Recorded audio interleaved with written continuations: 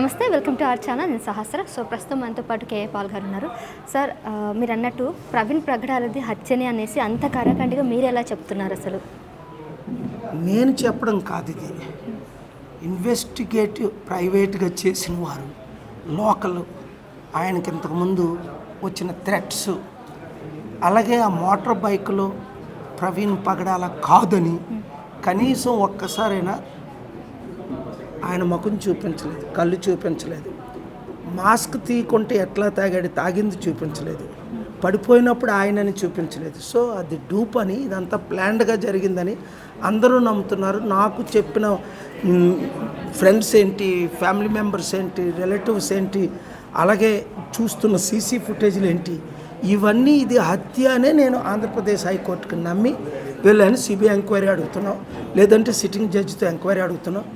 లేని పక్షాన్ని ఏం చేయాలన్నది మా ప్లాన్స్ మాకు ఉన్నాయి. కేవలం క్రైస్తవ మతంకి సంబంధించిన వాళ్ళు మాత్రమే హత్య అంటున్నారు తప్ప యావత్ మిగిలిన భారతదేశంలో మిగిలిన వాళ్ళంతా తెలుగు రాష్ట్ర వాళ్ళు మాత్రం ఇది అసలు కాదు, యాక్సిడెంట్ అని చెప్తున్నారు.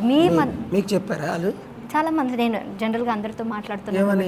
అంటే నాన్ క్రిస్టియన్స్ అందరూ ఇది యాక్సిడెంట్ అంటున్నారు. అవును, మరి నాతో అట్లా అనలేదే.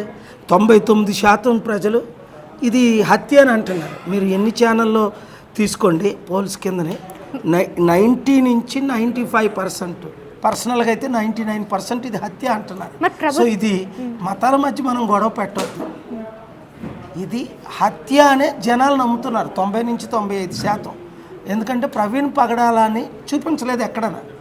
అదిగో చూడండి, వెనక నుంచి చూడండి అంటున్నారు తప్ప ఆయన ముఖం చూపించలేదు, ఆయన కళ్ళు చూపించలేదు, ఆయన ముఖం చూసావా ఎక్కడైనా వీడియో? మరి 400 వీడియోల్లో ప్రవీణ్ పగడాలని చూపించినప్పుడు అది ప్రవీణ్ పగడాలు ఎలాగవుతాడు? మరి ప్రభుత్వం అంత ఈజీగా నిర్లక్ష్యంగా ఎలా ఉంటుంది అంటారు? ఒకవేళ అది చూపించకుండా ఎందుకు మభ్యపెట్టే ప్రయత్నం చేస్తున్నారు? ఇప్పుడు గొడవలు పెడుతున్నాయే ప్రభుత్వాలు.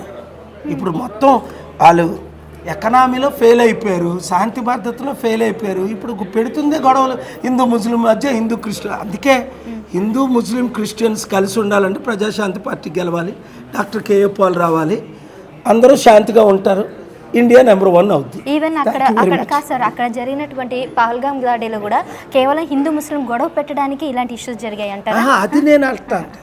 టెర్రరిస్ట్ అటాక్స్ టెర్రరిస్ట్గా తీవ్రంగా నేను ఖండిస్తున్నాను. అది ఎక్స్ట్రీమిస్ట్, ముస్లిం రాడికల్స్, ఈ ఐసిస్, అల్ఖైడా లాంటి వారు హిందువుల్ని మాత్రమే టార్గెట్ చేశారు, ఒక క్రిస్టియన్ని చంపేశారు. అది క్లారిటీ ఉంది. ఈ ప్రవీణ్కి దానికి కలపొద్దు. అది టెర్రరిస్ట్ అటాక్స్, దాన్ని నేను తీవ్రంగా ఖండించాను. కానీ అది ఎందుకు టెర్రరిస్ట్ అటాక్ అయ్యేటప్పుడు ఈ సెక్యూరిటీ ల్యాబ్స్ ఎందుకు అయ్యాయి? ఇంతవరకు వాళ్ళు ఎందుకు దొరకలేదు?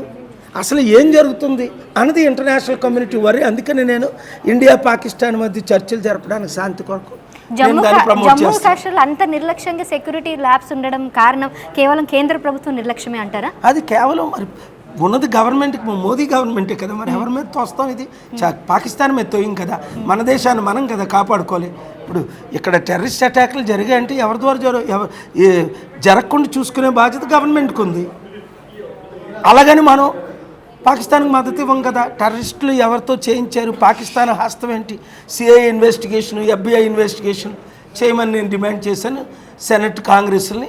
అవి జరుగుతున్నాయి. శాంతి కొరకు మనం ఫైట్ చేస్తాం.